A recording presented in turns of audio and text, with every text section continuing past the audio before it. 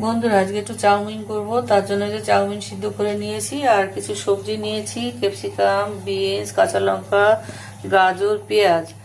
আর sauce দেবো, tomato sauce আর হচ্ছে chilli sauce, আর একটু ভিনিগার, আর পরিমাণ মতন লবণ, যাটা লাগবে নুন মিষ্টি সেটা দিয়ে শুরু করে দিচ্ছি রান্নাটা। কড়া গরম হয়ে গেছে, প্রথমে পেঁয়াজটা দেবো।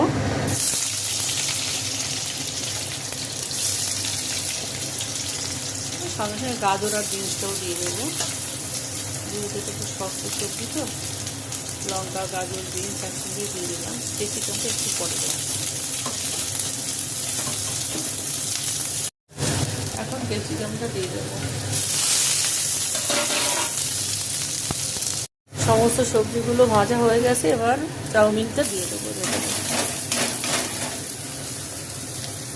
চাউমিনটা দিলাম, এবার আমি একটু উপর দিয়ে মশলা টশলাগুলো দিয়ে আপনাদের দেখাচ্ছি, এক হাতে করছি তো। টমেটো সস, চিলি সস, একটু সয়া সস। এবার সব কিছু দেওয়া হয়ে গেছে, আমার চাউমিন রেডি। বন্ধুরা দেখো, এই যে এইভাবে একবার বাড়িতে বানিয়ে খাবে, দেখবে চাউমিন মানে কি বলবো, চাইনিজ রেস্টুরেন্টেও যেতে হবে না, ঘরেই বানিয়ে খাবে।